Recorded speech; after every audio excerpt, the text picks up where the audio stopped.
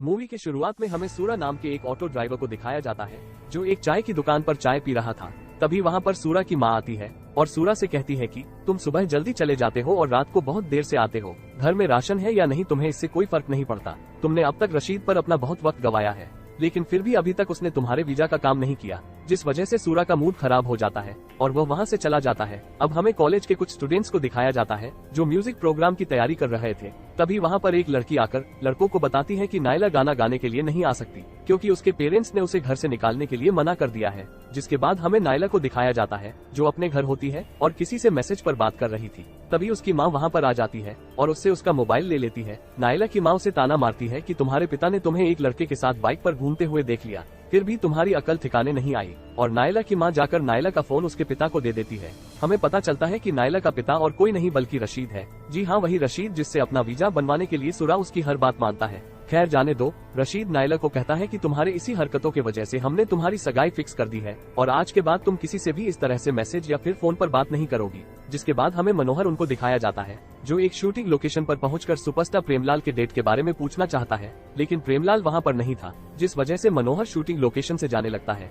दरअसल मनोहर एक movie director था जिसने अपने जमाने में बहुत हिट मूवी दी थी, लेकिन उसके एक मूवी की शूटिंग के दरमियान एक हादसे में मूवी की हीरोइन की डेथ हो गई थी, जिस वजह से उसने उस मूवी के बाद किसी मूवी को डायरेक्ट नहीं किया, लेकिन अब एक नई प्रोजेक्ट पर काम शुरू करने वाला था। जब मनोहर वहां से निकल रहा था तभी बाहर उसे सूरा का ऑटो खड़ा मिलता है और वो ऑटो में बैठकर उसे जहां जाना था वहां निकल जाता है। रास्ते में सूरा और मनोहर के बीच में ढेर सारी बातें होती है और इसी के साथ मनोहर का स्टॉप आ जाता है और मनोहर उतर जाता है। तभी उसे एक कॉल आता है जिस वजह से मनोहर अपनी बैग को ऑटो में ही भूल जाता है। फिर हमें सूरा को दिखाया जाता है, उसके ऑटो में सब्जियां भर दी जाती है जिस वजह से मनोहर की बैग नीचे दब जाती है। अब दूसरी तरफ मनोहर अपने बैग के लिए परेशान हो रहा था और ऑटो वालों को सूरा का हुलिया बताकर उसके बारे में पूछ रहा था, लेकिन किसी ऑटो वाले को सूरा के बारे में पता नहीं था, इसलिए ऑटो वाले उसे ट्रैफिक पुलिस से मिलने के लिए कहते हैं। इसलिए मनोहर सुभाष को फोन करता है और उसे सारी बातें बताता है। मनोहर और सुभाष दोनों एक दूसरे को पहले से ही जानते थे, शायद उन्होंने साथ में फिल्मों में काम किया होगा। सुभाष मनोहर से कहता है कि तुम्हें तुम्हारी बैग मिल जाएगी, तुम टेंशन मत लो। फिर रात को हमें मनोहर को दिखाया जाता है जो अपने होटल रूम में था और उसे नीचे कोई मिलने के लिए आया था। नीचे जाने के बाद हमें पता चलता है कि उससे मिलने आया शख्स एक बहुत बड़ा प्रोड्यूसर था जो अभी कंगाली से गुजर रहा था, इसीलिए वो मनोहर के साथ फिल्म करना चाह रहा था जिसमें वो प्रेमलाल को हीरो लेने वाले थे। दूसरी तरफ सूरा उस दुकान में पहुंच जाता है जहां पर रशीद और उसके दोस्त शराब पीने के लिए बैठे थे, लेकिन ऑटो से उतरते वक्त उसे मनोहर का बैग दिखता है जिसमें उसके जरूरी कागजात थे। सूरा उस बैग को अपने साथ उस दुकान में ले जाता है। दुकान में जाने के बाद रशीद सूरा से पूछता है कि इस बैग में क्या है, तो सूरा जो कुछ भी हुआ वो सब रशीद को बता देता है। जब सूरा का दोस्त उस बैग को चेक करता है तो उसे उसमें सिर्फ कुछ कागजात मिलते हैं। अब सब मिलकर शराब पीते हैं। अब रशीद घर पर ना आने की वजह से उसकी पत्नी नायला को रशीद को कॉल करने के लिए बताती है, लेकिन रशीद ने जानबूझकर अपने फोन को घर ही छोड़ा था ताकि वो डिस्टर्ब ना हो। और जब शराब खत्म हो जाती है तो रशीद के एक एक कर सभी दोस्त वहाँ से चले जाते हैं, लेकिन रशीद को अभी भी शराब पीनी थी और वहाँ से सीधा शराब की दुकान में चले जाते हैं। शराब की दुकान के पास आने के बाद रशीद सूरा को शराब लेने के लिए दुकान पर भेज देता है और खुद ऑटो के पास खड़ा होता है। तभी उसे बस स्टैंड के पास खड़ी एक औरत दिखती है। रशीद सूरा को उस औरत से अपने साथ चलने के लिए कहता है।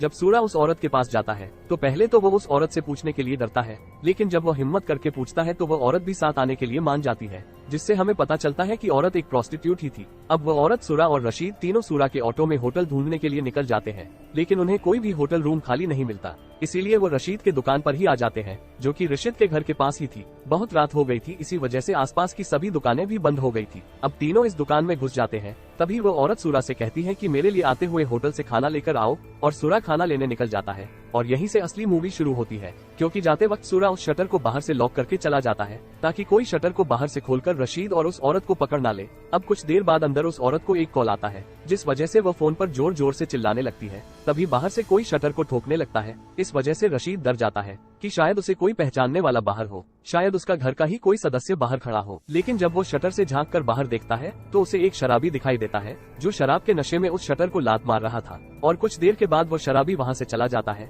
अंदर वो औरत शराब पीने के बाद रशीद से पैसों के बारे में पूछती है तो रशीद उसे पैसे दे देता है, लेकिन रशीद का उस औरत के साथ कुछ भी करने का बिल्कुल भी मूड नहीं था, क्योंकि उसकी दुकान उसके घर के पास ही थी। उसे डर लग रहा था कि कहीं उसके घर पर ये सब पता चल गया तो उसकी क्या इज्जत रहेगी। दूसरी तरफ हमें सुरा को दिखाया जाता है जो कि खाना लेने एक ढाबे पर जाता है। तभी उसकी नजर मनोहर पर पड़ती है जो उसे ढाबे पर उस प्रोड्यूसर के साथ खाना खा रहा था। सुरा मनोहर के पास जाकर यह कहता है कि सर आपका बैग तो मेरे पास ही है। मनोहर उस बैग को सुरा से वापस मांगता है तो सुरा कहता है कि इस वक्त वह बैग मेरे पास नहीं है, मैं आपको वो बैग कल वापस कर दूंगा। लेकिन मनोहर कहता है कि मुझे उस बैग की अभी बहुत जरूरत है, इसलिए सुरा भी मान जाता है। लेकिन वह मनोहर से कहता है कि सर मैं आपकी बैग लेकर आऊंगा, लेकिन इतने समय तक आपको मेरे ऑटो में ही बैठना होगा। और मनोहर भी इसके लिए मान जाता है। बैग मिलने की खुशी में प्रोड्यूसर सुरा और मनोहर दोनों से शराब पीने के लिए कहता है। पहले तो सुरा शराब पीने के लिए मना कर देता है, लेकिन मनोहर और प्रोड्यूसर के कहने पर वो शराब पीने के लिए मान जाता है और शराब पी लेता है। अब खाना लेकर सुरा और मनोहर उस बैग को लेने रशीद के दुकान के लिए निकले ही थे, तभी रास्ते में उन्हें पुलिस वाले पकड़ लेते हैं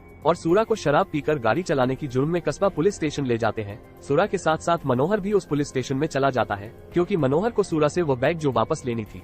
कस्बा पुलिस स्टेशन आने के बाद मनोहर सी सुभाष को फोन लगाने की कोशिश करता है जो कि उसका दोस्त है और उसी पुलिस स्टेशन का इंचार्ज है, लेकिन वहां का एक पुलिस वाला मनोहर को बताता है कि ड्यूटी खत्म होने के बाद सुभाष किसी का भी फोन नहीं उठाता। इसका मतलब कि अब सुरा को यहां से निकलने के लिए सुबह तक रुकना होगा। और दूसरी तरफ रशीद उस औरत के साथ उस दुकान में कैद था जिसका शटर बाहर से सुरा ने लॉक कर दिया था। सुरा को रशीद की चिंता हो रही थी, इसलिए वो रशीद के फोन पर कॉल लगाकर यह बताता है कि मुझे पुलिस वालों ने पकड़ लिया है और मैंने शटर को बाहर से लॉक कर दिया है। अब आप उस औरत के साथ उस दुकान से बाहर कैसे निकलोगे? सुरा ने बस इतना कहा ही था कि तभी सामने से किसी ने फोन को काट दिया। तभी सुरा को याद आता है कि रशीद तो अपना फोन घर पर ही छोड़ आया था और मैंने घर पर किसी सदस्य को ये सब बातें बता दी है, जिससे सुरा अब और भी डर चुका था। दूसरी तरफ हमें रशीद को दिखाया जाता है जो कि बहुत बेचैन था और रास्ते से हर आने जाने वाली गाड़ी की आहट सुनकर बार बार शटर की तरफ भागकर उससे झांक कर देखता था कि कहीं सुरा तो नहीं आया। दूसरी तरफ सुरा रशीद के बारे में मनोहर को सब कुछ बता देता है और मनोहर भी उसे दिलासा देने की वजह और डरा देता है कि कल तुम्हारी न्यूज टीवी में आएगी। सुबह होने के बाद सी सुभाष सुरा और मनोहर दोनों को वहां से छुड़ाकर अपने साथ ले जाता है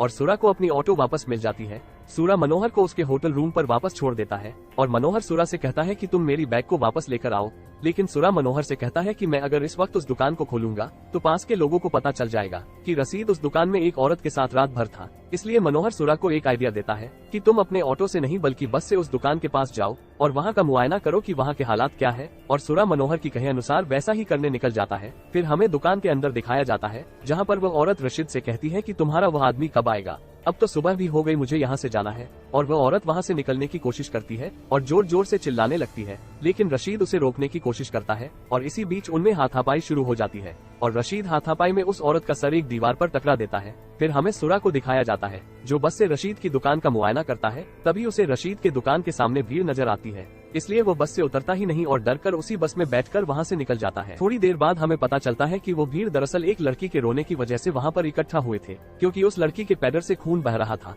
तभी रशीद के घर को पेंट करने वाले एक पेंटर की नजर रशीद के दुकान से बहने वाले पेंट पर पड़ती है जो उस लड़की के पैर पर लगा था। वो शख्स कहता है कि इसके पैर से कोई खून नहीं निकल रहा है, बल्कि रशीद के दुकान से निकला हुआ पेंट लगा हुआ है, अंदर से पेंट निकल रहा था। इसलिए उसके एक साथी पेंटर को ऊपरी खिड़की से दुकान के अंदर झांक कर देखने के लिए कहता है, लेकिन अंदर तो रशीद था जिसने उस औरत को बांध कर रखा था ताकि वह ना हिल सके और ना ही चिल्ला सके। जब रशीद को पता चलता है कि पेंटर ऊपर से झांक कर देखने वाला है तो वो उस औरत को लेकर एक दीवार से सटकर बैठ जाता है ताकि वो किसी को ना देख सके। इसलिए उस पेंटर को रशीद नहीं दिखाई देता। बहने वाले कलर के डब्बे को सीधा रखने के लिए पेंटर उस शटर के ताले की एक चाबी रशीद के घर से लेकर आता है और उस शटर को खोलने की कोशिश करता है। अंदर रशीद पसीना पसीना होकर रोने लगा था। वो जैसे अपने आंखों से सामने अपने परिवार और अपने घर को बिखरते देख रहा था, लेकिन काफी कोशिश करने के बावजूद भी बाहर पेंटर से उस लॉक को नहीं खोला जाता। इसलिए वो उस शटर को खोलने का प्लान कैंसिल कर देते हैं। इसी तरह दोपहर हो जाती है। तभी उसकी नजर उस औरत पर पड़ती है जो बंधे हुए हालत में होने के बावजूद भी अपने पैर से मोबाइल को अपनी तरफ खींचकर कॉल लगाने की कोशिश कर रही थी। उस औरत को देखकर रशीद उस औरत की तरफ बढ़ने लगता है। रशीद को आते हुए देख औरत बहुत डरने लगती है और पीछे सरकने लगती है, लेकिन रशीद उस औरत के पास जाकर उसे कोई नुकसान नहीं पहुंचाता, बल्कि अपने पास मौजूद सभी पैसे और अपनी घड़ी और सोने की अंगूठी सब कुछ कीमती चीजें उस औरत को दे देता है और उस औरत को खोल देता है क्योंकि रशीद कोई बुरा आदमी नहीं था। उसने उस औरत को सिर्फ इसीलिए बांधकर रखा था ताकि वो हल्ला न मचाए और उसकी इज्जत बरकरार रहे। रशीद उस औरत को सारी हकीकत बता देता है कि आखिर वो इस दुकान में इतना क्यों डर रहा है और बाहर जाने के लिए मना कर रहा है। रशीद उस औरत को अपना घर भी दिखाता है। वो औरत भी रशीद की मजबूरी को समझ जाती है। वो औरत रशीद को बताती है, तुम घबराओ मत, जब तक तुम्हारा दोस्त नहीं आता तब तक मैं नहीं जाऊंगी। तुम कुछ देर पहले अपनी बेटी के बारे में बात कर रहे थे, तुम उसकी शादी कर रहे हो ना, तुम पहले उसे ठीक से पढ़ाओ। अगर मैं पढ़ी होती तो आज मुझे ये काम नहीं करना पड़ता। अगर तुम उसे पढ़ाओगे तो भी भविष्य में अपने पैरों पर खड़ी हो सकेगी। दूसरी तरफ हमें मनोहर को दिखाया जाता है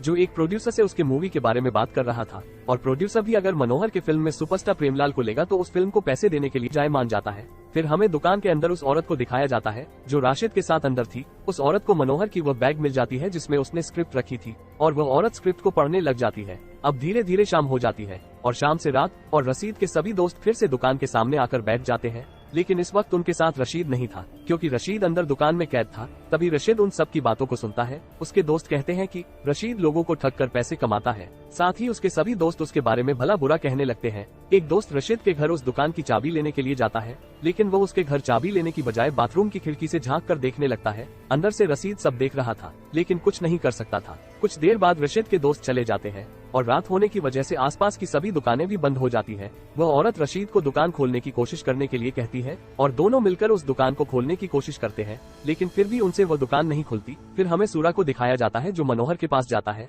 और उससे पूछता है कि अब मुझे क्या करना चाहिए। मनोहर सूरा को बताता है कि क्या तुमने अभी तक दुकान को नहीं खोला? तो सूरा मनोहर को कहता है कि अभी तक आसपास की दुकानें बंद नहीं हुई होंगी, इसलिए मैं वहाँ पर नहीं गया। मनोहर सूरा को डांटते हुए अंदाज में कहता है कि तुम जल्दी जाकर उस दुकान को खोलो, अभी 10:30 हो चुके हैं और सभी दुकानें बंद हो चुकी होंगी। और सूरा उस दुकान को खोलने के लिए चला जाता है। राशिद निराश होकर बैठ जाता है। तभी वो औरत रशीद की सभी चीजें उसे वापस करके उसे दिलासा देने की कोशिश करती है। तभी बाहर से ताला खुल जाता है और दुकान के स्लाइडर लॉक को भी खोल दिया जाता है। रशीद दुकान को खुलते हुए देखकर उस औरत के सभी कपड़े और सामान को इकट्ठा करके उस औरत को वापस जाने के लिए कहता है। तभी वो औरत रशीद से कहती है कि मैं तो यहाँ से चली जाऊंगी, लेकिन तुम इन फटे कपड़ों में बाहर कैसे जाओगे? इसीलिए औरत रशीद को एक गुलाब के फूलों की डिजाइन वाला शर्ट दे देती है।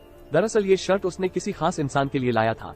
जाते वक्त रशीद उस औरत से उसका नाम पूछता है, लेकिन वह औरत रशीद को बताती है कि हमारे धंधे में हर रोज नाम बदलते हैं, अगर तुम चाहो तो मुझे सोना कह सकते हो, क्योंकि मेरा दिल सोने की तरह है। और वह औरत वहाँ से चली जाती है। कुछ देर बाद सूरा फिर से रशीद के दुकान में आता है, जहाँ पर रशीद अकेले बैठा हुआ था। रशीद सूरा से पूछता है कि तुम दुकान खोलकर कहाँ चले गए थे? सूरा रशीद को कहता है कि मैंने दुकान नहीं खोली थी, बल्कि मैं खुद ही तुम्हें ये पूछने वाला था कि दुकान को किसने खोला। ये सुनकर रशीद हक्का बक्का हो जाता है। सूरा रशीद को बताता है कि मुझसे गलती से तुम्हारे घर पर फोन लगाकर सब कुछ बताया गया है, क्योंकि रात को मुझे पुलिस वालों ने पकड़ लिया था और दुकान की दूसरी चाबी रशीद के घर पर थी। कहीं रशीद के घर वालों ने ही तो उस दुकान को नहीं खोला होगा। ये सुनकर रशीद की तो मानो हालत खराब गई थी। इसके बाद रशीद अपने घर जाता है। घर जाने के बाद वह अपने परिवार वालों से बात करने की कोशिश करता है, लेकिन उससे कोई बात करने के लिए तैयार नहीं था। राशिद की बीवी उससे गुस्सा होकर अपने कमरे में चली जाती है और रशीद की बेटी उससे कहती है कि मुझे तुम्हें तो अपने पिता कहने में भी शर्म आती है, तुमने बहुत घिनौना काम किया है। तभी हमें पता चलता है कि यह एक्चुअली में नहीं हुआ है, बल्कि रशीद इमेजिन कर रहा है।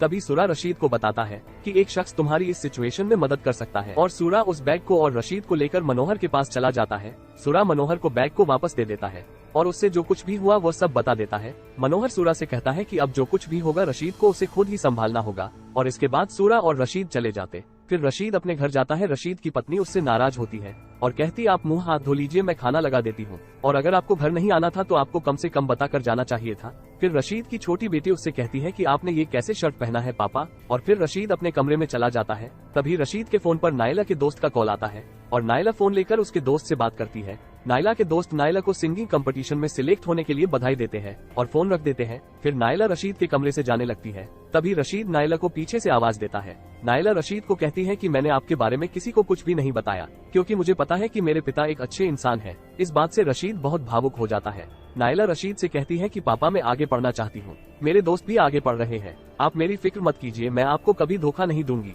अपनी बेटी की इन बातों को सुनकर रशीद का मन भर आता है। रात को रशीद अपनी पत्नी से कहता है कि मैं सोच रहा हूँ कि हम नायला की शादी को रोक दें और उसे आगे पढ़ने दें, ताकि वह आगे जाकर अपने पैरों पर खड़ी हो सके, जिसके लिए रशीद की पत्नी भी मान जाती है। अगले दिन हमें मनोहर को दिखाया जाता है जो किसी का इंतजार कर रहा था। तभी एक ऑटो उसके सामने आकर रुकता है और उस ऑटो से वही औरत निकलती है जो रशीद के साथ दुकान में बंद हो गई थी। दरअसल ये औरत मनोहर की पत्नी है और मनोहर के खराब कंडीशन की वजह से उसे ये सब काम करना पड़ रहा था। वो औरत मनोहर को कुछ पैसे देती है जो कि मनोहर ने उससे मांगे थे। हालांकि मनोहर को उन पैसों को मांगने की बिल्कुल भी इच्छा नहीं थी, मजबूरन उसे मांगने पड़े और उस औरत ने भी अपने पति को वह पैसे दे दिए। मनोहर उस औरत से कहता है कि ऑटो में मेरा बैग खो गया था जिसमें स्क्रिप्ट थी, और मुझे मेरा बैग तो मिल गया लेकिन उससे स्क्रिप्ट गायब। तब वह औरत मनोहर को अपने पास मौजूद वो स्क्रिप्ट दे देती है जो कि असल में मनोहर ने लिखी थी, लेकिन ये बात उस औरत को नहीं पता थी। साथ ही वह औरत मनोहर को बताती है कि मैंने तुम्हारे लिए एक शर्ट खरीदी थी, लेकिन मुझे मजबूरन उस शर्ट को किसी को देना पड़ा। अपनी स्क्रिप्ट को वापस देखकर और साथ ही उस औरत के शर्ट के बारे में बताने के बाद मनोहर समझ चुका था कि रशीद के साथ रात में जो औरत थी वो उसकी पत्नी ही थी। तब मनोहर कहता है कि क्या उस शर्ट पर गुलाब के फूल भी थे। तब वह औरत मनोहर को बताती है कि हाँ, ये सच है कि उस शर्ट पर गुलाब के फूल थे, लेकिन मैंने उसे सिर्फ गुलाब के फूल वाला शर्ट ही दिया है, उसे गुलाब नहीं दिया। और वह औरत मनोहर को उस स्क्रिप्ट पर फिल्म बनाने के लिए कहती है, लेकिन मनोहर कहता है कि मुझे मेरी स्क्रिप्ट तो मिल गई, लेकिन मैं अब दूसरी कहानी पर फिल्म बनाऊंगा जिसका नाम होगा शटर, यानी कि मनोहर अब रशीद सूरा और उस औरत पर फिल्म बनाने वाला था।